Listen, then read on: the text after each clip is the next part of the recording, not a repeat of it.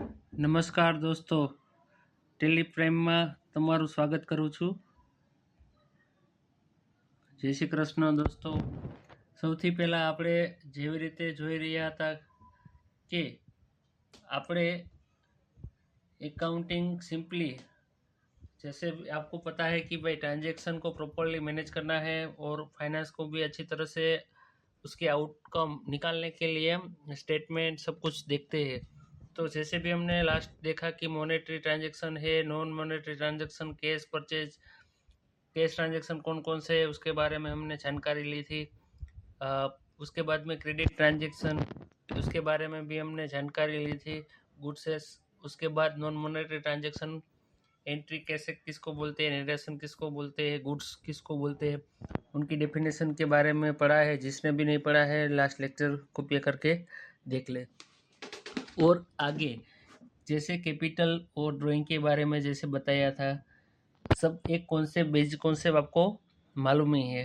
ठीक है कि बिजनेस का जो भी ओनर है वो यहाँ पे मिस्टेक किया था, सही कर लेता हूँ. तो ये सब चीज़ कैपिटल ड्राइंग पर्सनल यूज़ के लिए जो भी हम खर्चे के लिए जो ले जाते हैं उनको ड्राइंग कहते हैं. तो ये बेसिक चीज़ हम सीखते जाएंगे आगे. Monetary transaction, entry, narration, capital drawing, ठीक है, इन सब के बारे में हमने डिस्कस कर लिया है ऑलरेडी. ठीक है, तो हम यहाँ से आगे बढ़ते हैं. डेप्टर, क्रेडिटर, बेड डेप्ट किसको बोलते हैं, कैपिटल जो भी परचेज मशीनरी करना होता है, ऐसे खर्च परचेज करने के लिए खर्चे को कैपिटल एक्सपेंडिचर कहते हैं. फिर छोटे मोटे खर्चे के लिए रेवेन्यू एक्सपेंडिचर कहते हैं. ठीक है, cash discount, trade discount, sorry ये ट्रेड डिस्काउंट है. जो ट्रेड डिस्काउंट क्या होता है कि 1000 का माल 10% डिस्काउंट पे आता है, उनको ट्रेड डिस्काउंट कहते हैं. और कैश डिस्काउंट मतलब जो भी अमाउंट होता है, ये यहाँ पे गलत है, कैश डिस्काउंट नहीं है, ट्रेड डिस्काउंट है. ठीक है, ये मेरी गलती हो गई है, मैं नेक्स्ट लेक्चर में सुधार दूंगा. ठीक है, ये कैश डिस्काउंट नहीं है, ट्रेड डिस्काउंट है, मेरे से लिखने में मिस्टेक हो गई है, तो आप कृपया करके आप चेंज कर लीजिएगा.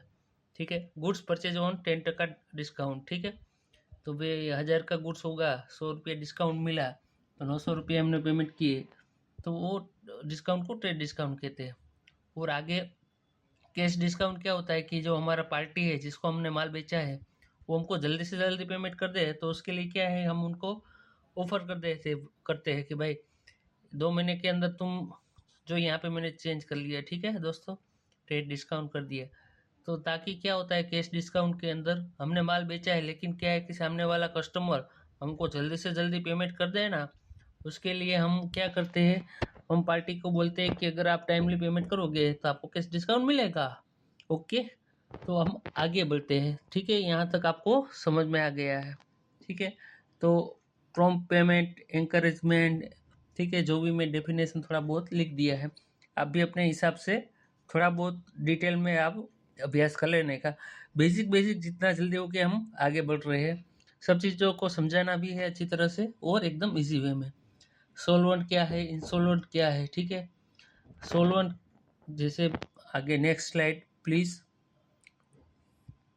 ओके, सोलवेंट बरोबर पर्सन की जो एसेट होती है उनकी लायबिलिटी से ज़्यादा होती है तो उनको सोलवेंट कहते हैं.